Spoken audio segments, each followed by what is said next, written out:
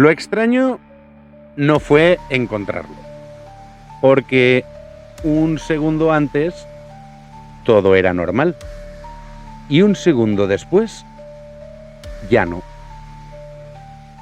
Lo extraño fue que ya estaba allí. Circulando por territorios de Castilla la Vieja, detenemos nuestro viaje en la antigua carretera N122. Los faros apuntan hacia Tordesillas, en la provincia de Valladolid. A esa hora, cuando el día empieza a apagarse. Demasiado silencio. Otoño de 1977. 1 de octubre. Un punto de paso. Un cruce de caminos. Uno de esos lugares que miles de vehículos atraviesan cada día sin detenerse, sin pensar demasiado en lo que queda a los lados de la carretera. Pero hay historias que no pasan de largo. Historias que, por alguna razón, se quedan. Porque hay lugares en los que algo ocurre, aunque no sepamos muy bien por qué. Lugares que no destacan en el mapa, pero en los que, de pronto, algo no encaja. Y es ahí donde comienza nuestro viaje. Buenos días, buenas tardes, buenas noches y sobre todo, muy buenas madrugadas. Bienvenidos a un kilómetro más de Kilómetros y Misterios.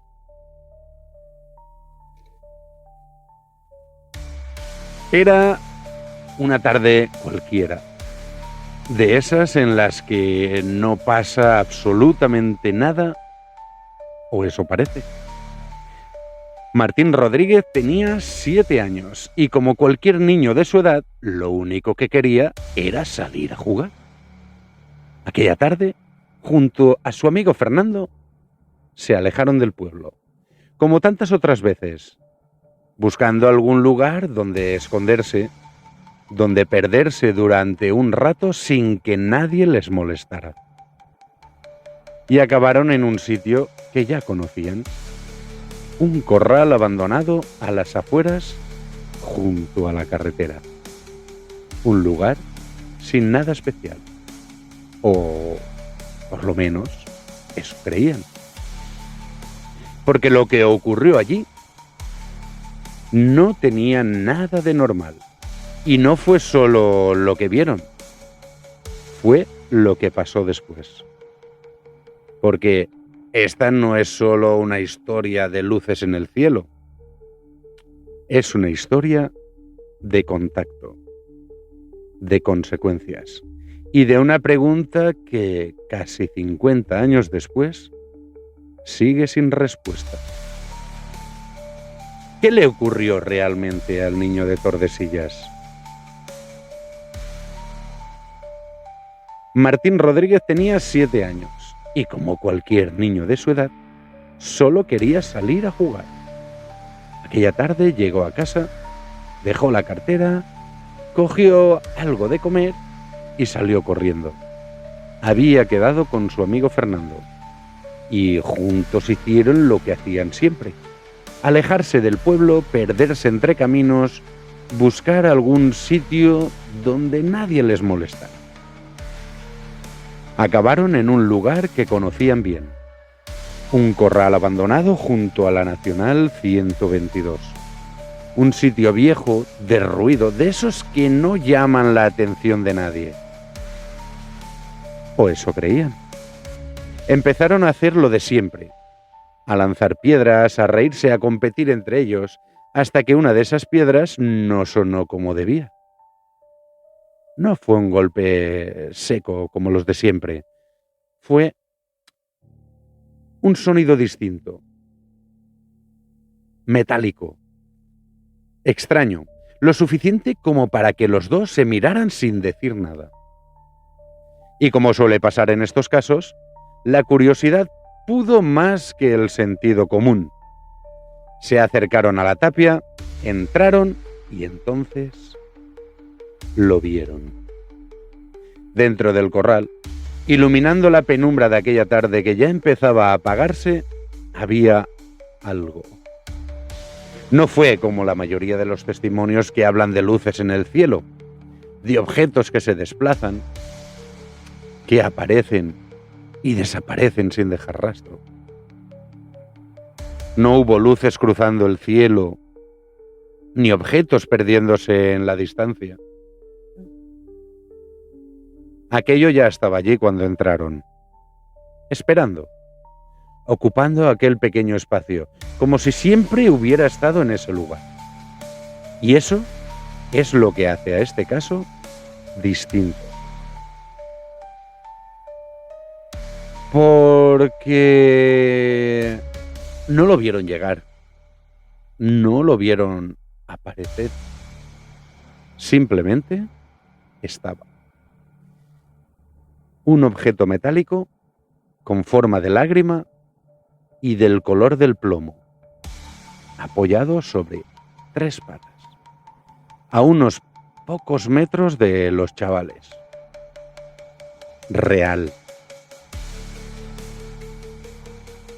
Emitía un zumbido grave, constante, que parecía llenar todo el espacio del corral como si el aire vibrara a su alrededor. No era un sonido especialmente fuerte, pero sí lo suficiente como para notarlo en el cuerpo.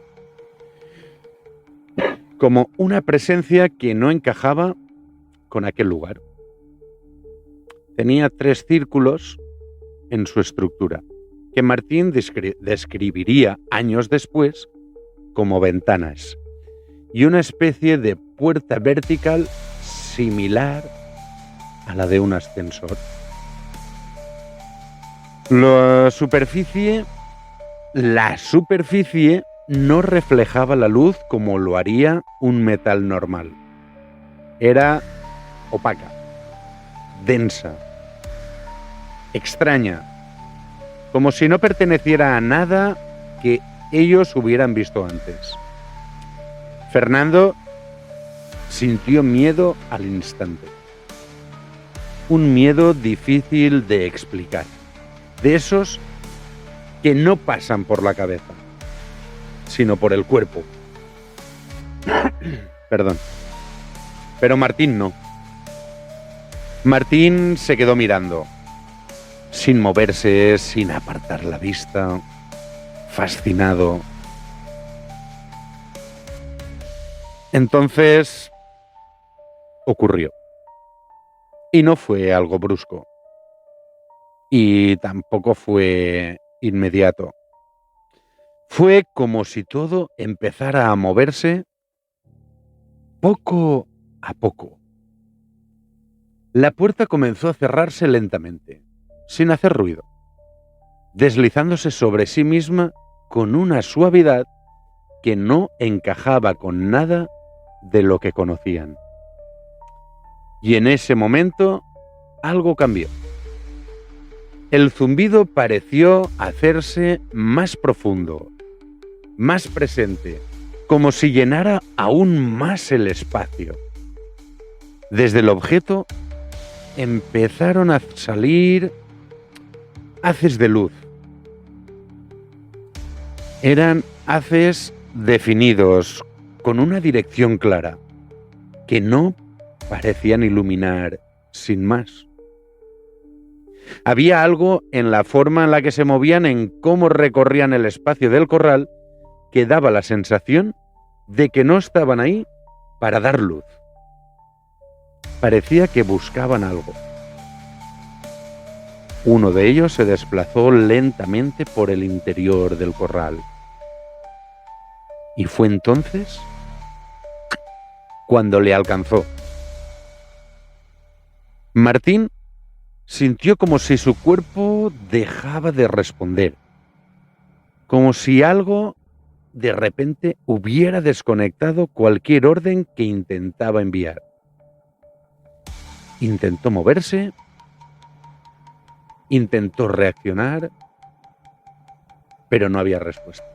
Solo sentía del cuello hacia arriba, como si el resto de su cuerpo ya no le perteneciera. No había dolor. Era algo mucho más extraño. Una sensación difícil de ubicar, como si el cuerpo simplemente dejara de responder sin previo aviso. No era violento, pero tampoco dejaba espacio para reaccionar.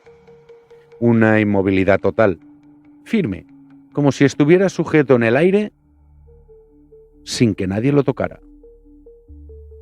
O mejor dicho, sin que nada lo tocara. No podía avanzar, no podía retroceder, simplemente inmovilizado.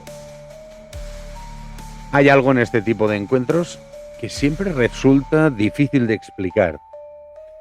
No tanto lo que se ve, sino el momento exacto en el que todo cambia.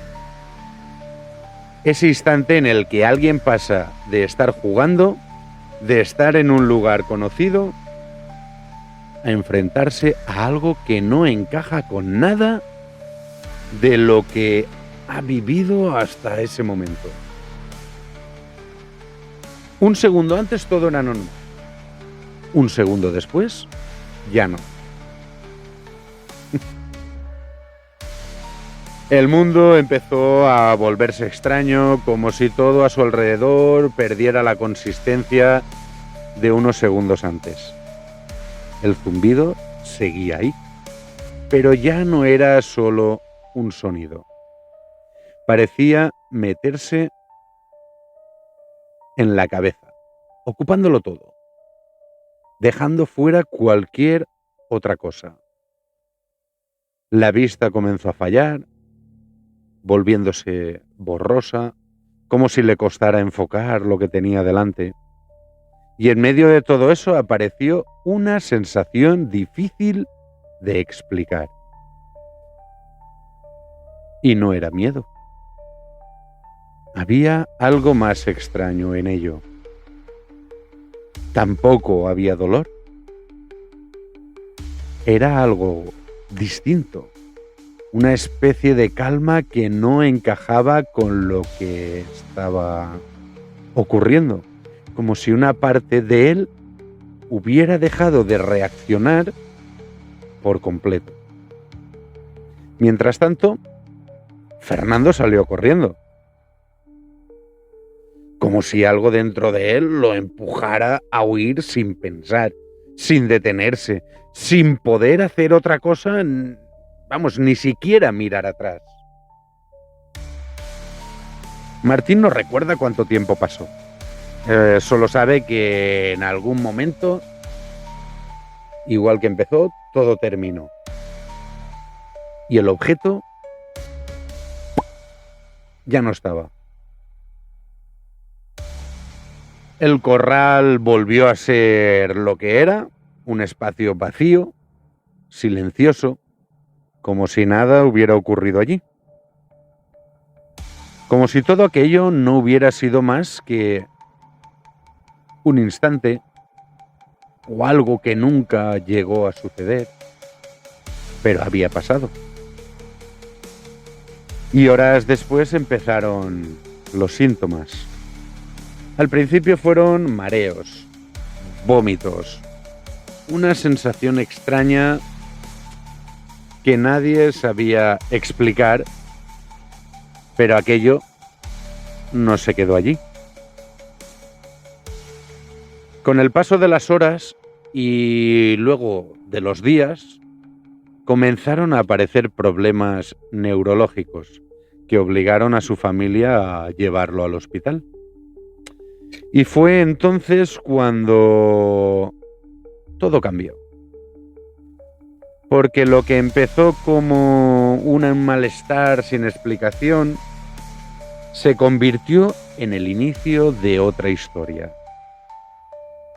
Mucho más larga y mucho más dura. El diagnóstico llegó poco después. Hidrocefalia. A partir de ahí comenzaron las operaciones, los ingresos, las recaídas, una cadena de intervenciones que marcaron su infancia de una forma difícil de explicar. Los quirófanos dejaron de ser algo puntual para convertirse en parte de su vida. Y junto a todo aquello, una pregunta que nadie supo responder. ¿Por qué? Y es aquí donde la historia empieza a cambiar. Porque lo que ocurrió aquella tarde no se queda en un simple avistamiento, ni en una luz que aparece y desaparece sin dejar rastro.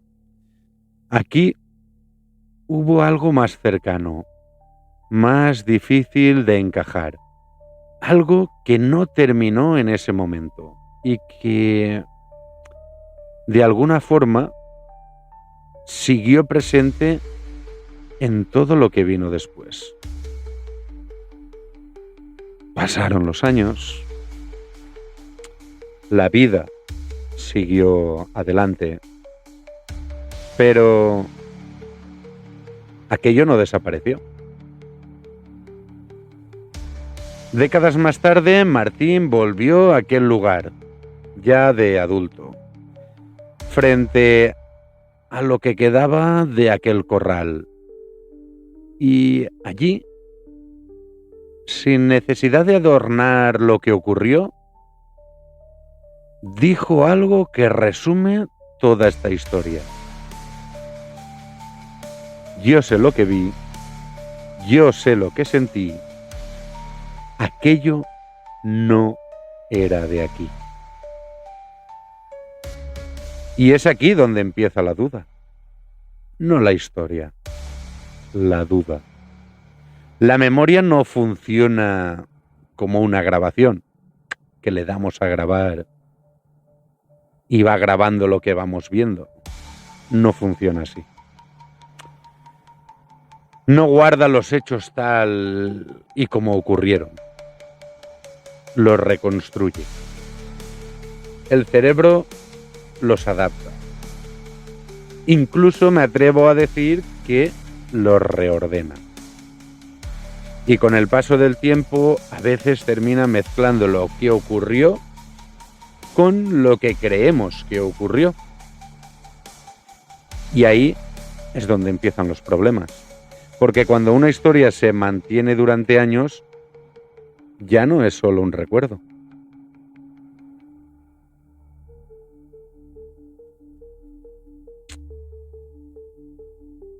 También es interpretación. Porque con los años el caso fue creciendo. Se investigó, se contó, llegó a la televisión y, como suele pasar, empezaron a aparecer las grietas. Pequeños detalles que no siempre encajaban del todo. La forma en la que se describía el rayo, la estructura del objeto, las dimensiones. Nada que cambiara la historia por completo, pero sí lo suficiente como para que empezara a surgir una pregunta incómoda. Si lo que se recuerda es exactamente lo que ocurrió, o si con el paso del tiempo la memoria ha ido reconstruyendo parte de aquella experiencia. Y luego está lo más inquietante de todo. Fernando, el otro niño. El que estuvo allí junto a Martín y vio lo mismo aquella tarde. El que salió corriendo a pedir ayuda. El que avisó de lo que había ocurrido. Y sin embargo, con el paso de los años, su presencia en la historia se va diluyendo. No hay una versión clara. No hay un testimonio que se mantenga en el tiempo y permita contrastar lo ocurrido desde los puntos de vista. Y eso, en un caso así, cambia muchas cosas. Porque es en ese punto donde la duda deja de ser una sola cosa y empieza a abrirse en dos direcciones. Por un lado, la posibilidad de que todo ocurriera tal y como se ha contado. Que aquello estuviera realmente allí.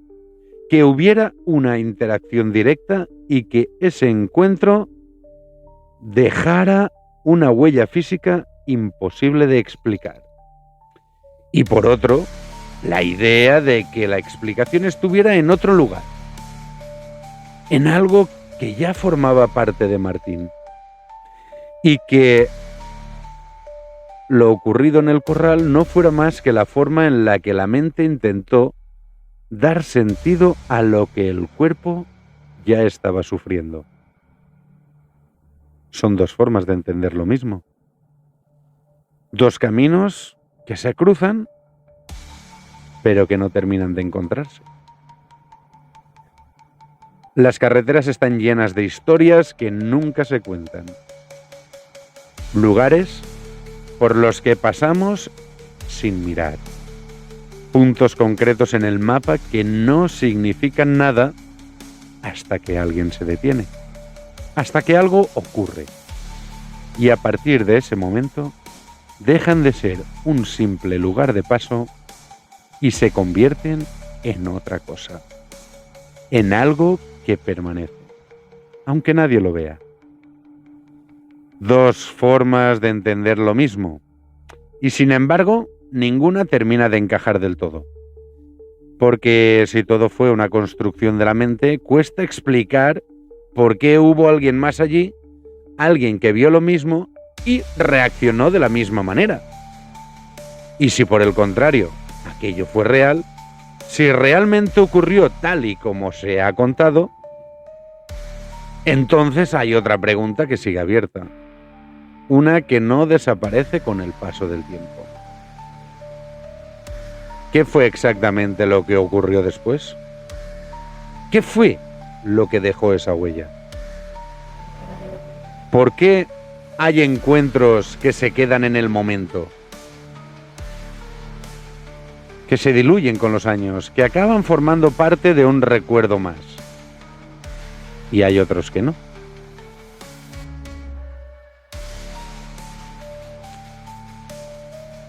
Hay otros que permanecen, que vuelven, que siguen estando ahí, incluso cuando todo lo demás ha cambiado. Y quizás el misterio no esté en lo que ocurrió aquella tarde en un corral a las afueras de Tordesillas. Quizá esté en todo lo que vino después, en lo que no se ha podido explicar, en lo que de alguna forma sigue sin encajar del todo.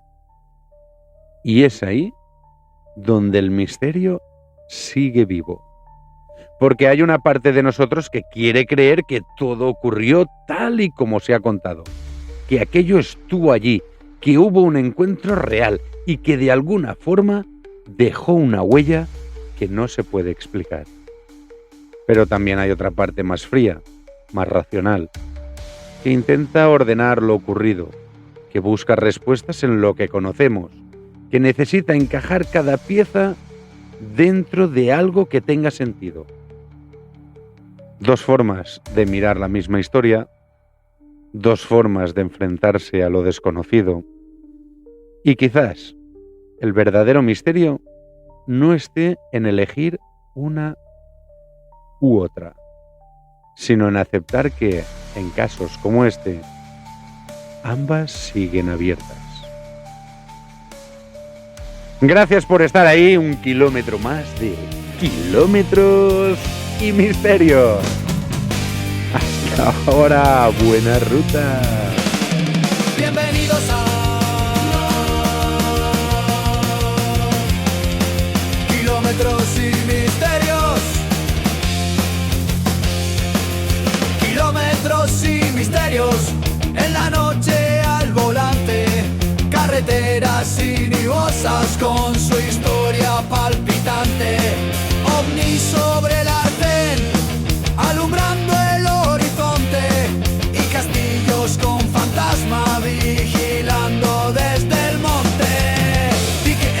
curva la perdida se aparece la dama blanca. Cruza lento entre la niebla, la radio falla y algo arranca. Por los valles un aullido vibra fuerte entre los pinos. Es el lobizón que acecha a mitad de los caminos. Kilómetros y misterios viajando sin miedo. Cada curva trae un relato, cada sombra un secreto.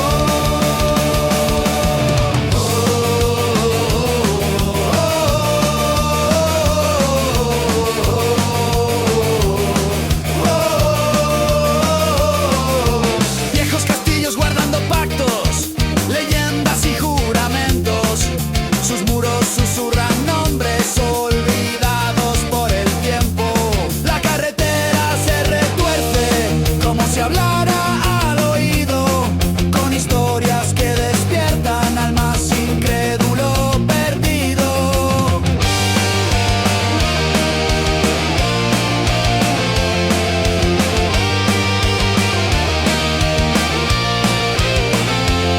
Así que súbete al camión que empieza la travesía, entre risas, sustos y enigmas en cada carretera fría. Kilómetros y misterios, donde todo es posible.